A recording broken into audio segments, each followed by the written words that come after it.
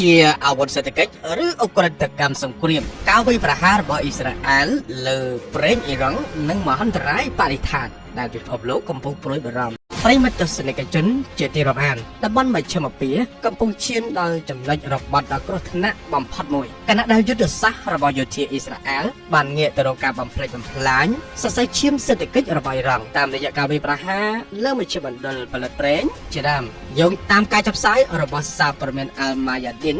កាលពីថ្ងៃទី8 ខែមេសាកន្លងទៅនេះបានលើកឡើងនៅកង្វល់ដ៏ធំផ្នែកច្បាប់ដែលប្រកាសចំពោះប្រតិបត្តិការយោធា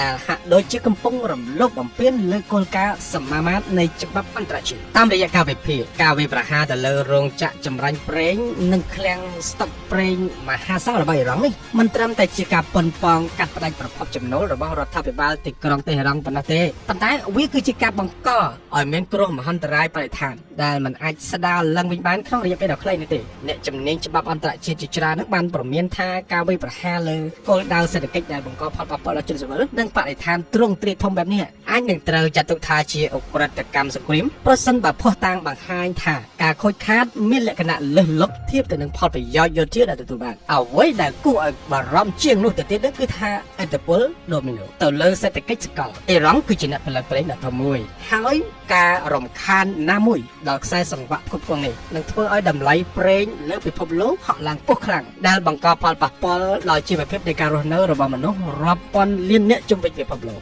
ស្របពេលជាមួយគ្នានេះដែរក៏ផ្សែងពុលដែលភាយចេញពីការឆេះប្រេងរាប់លានលីត្រកំពុងគំរាមកំហែងដល់សុខភាពសាធារណៈមិនត្រឹមតែក្នុងប្រទេសអ៊ីរ៉ង់ប៉ុណ្ណោះទេប៉ុន្តែថែមទាំងរាលដាលដល់ប្រទេសជិតខាងទៀតផងទោះជាយ៉ាងណាក៏ដោយការវាយប្រហារលើវិស័យប្រេងបង្ហាញថាអ៊ីស្រាអែលហាក់ដូចជាកំពុងប្រើប្រាស់យុទ្ធសាស្ត្រដុតបំផ្លាញឲ្យខ្ទេចដើម្បីបង្ខំឲ្យអ៊ីរ៉ង់ចុះចាញ់តែម្ដងប៉ុន្តែបទពិសោធន៍ក្នុងប្រវត្តិសាស្ត្របង្ហាញថាយុទ្ធសាស្ត្រនេះច្រើនតែបង្កឲ្យមានការតបតវិញយ៉ាងសាហាវនិងធ្វើឲ្យចំនួននឹងកាន់តែរីកធំថែមទៀតមិនអាចគ្រប់គ្រងបានការវាយប្រហារលើវិស័យប្រេងរបស់អ៊ីរ៉ង់វាមិនត្រឹមតែជាការសាកល្បងច្បាប់អន្តរជាតិប៉ុណ្ណោះទេប៉ុន្តែវាគឺជាការយកបរិស្ថាននិងសេដ្ឋកិច្ចពិភពលោកធ្វើជាចំណាប់ខ្មាំងក្នុងសង្គ្រាមទៀតផងប្រសិនបើសម្ពាធការទូតមិនអាចបញ្ឈប់សកម្មភាពនេះបានទេនោះពិភពលោកអាចនឹងត្រូវប្រឈមមុខនឹងវិបត្តិធម្មពលកាន់តែខ្លាំងជាងនេះទៀតនិងមហន្តរាយអេកូឡូស៊ីដែលអាក្រក់បំផុតក្នុងសតវត្សទី21នេះតើអាមេរិកអាចហុំព័ទ្ធច្រកសមុទ្រហ័រមូសមិនឲ្យនាវាចេញចូលដោយរបៀបណាបើច្រកនេះស្ថិតនៅក្នុងកណ្ដាប់ដីរបស់អ៊ីរ៉ង់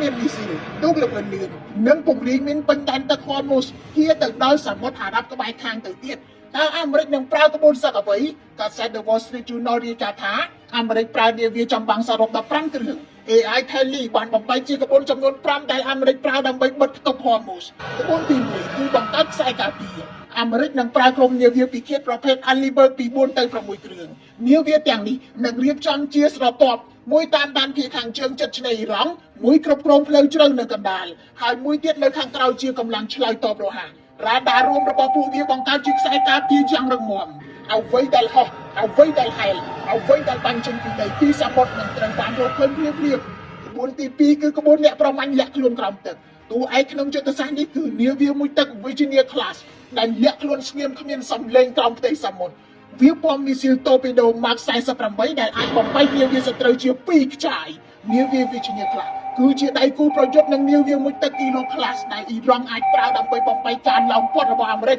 ឬក៏ពង្រាយមីនតាមច្រកទឹកនេះក្បួនទី3គឺក្រុមសម្អាតមីនគឺជាឃាតករសម្ងាត់អាចកំទេចនាវាពិឃាតរបស់អាមេរិកបានដូច្នេះអាមេរិកនឹងប្រើនាវា Lateral Combat Ship ឬ LCS ជាមេបញ្ជាការដ្រូនដែលឈរនៅខាងក្រៅតំបន់គ្រោះថ្នាក់បញ្ជាប្រព័ន្ធគ្មានមនុស្សបើកឲ្យសម្អាតមីននៅក្នុងប្រតិបត្តិការនេះនាវា LCS នឹងបញ្ចេញកាណូតគ្មានមនុស្សបើកប្រវែង12ម៉ែត្រដើម្បីរករកមីនឧទ្ធម្ភាគចក្រ MH-60C ហោះចេញពីនាវា LCS ដើម្បីស្កេនតំបន់ទាំងមូលពីលើអាកាសស្វែងរកការគំរាមកំហែងលើផ្ទៃទឹកបន្តមកនាវាមួយទឹកគ្មានមនុស្សបើក Navy មុជជ្រៅទៅក្នុងតំបន់គ្រោះថ្នាក់ដើម្បីកំណត់អត្តសញ្ញាណមីនដែលលាក់ខ្លួនហើយបញ្ជូនព័ត៌មានទៅមេបញ្ជាការ LCS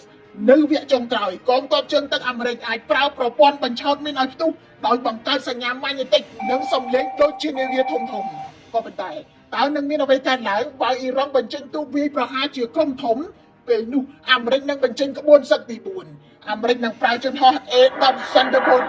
ទោះជាធម្មតាវាល្បីនៅក្នុងការបំផ្លាញយន្តហោះក៏ដោយ A-10 មានប្រសិទ្ធភាពខ្លាំងវាយកំទេចទូកតូច ដោយទម្លាក់មីស៊ីល AGM-65 Maverick ដែលអាចបញ្ជាទិសដុំប្រងឲ្យចំម៉ាស៊ីនទូបានយ៉ាងត្រឹមត្រូវនៅពេលចូលដល់ជិតវានឹងប្រើអាវុធសំខាន់របស់វាគឺកាំភ្លើងធំ 30 មីលីម៉ែត្រ GAU-7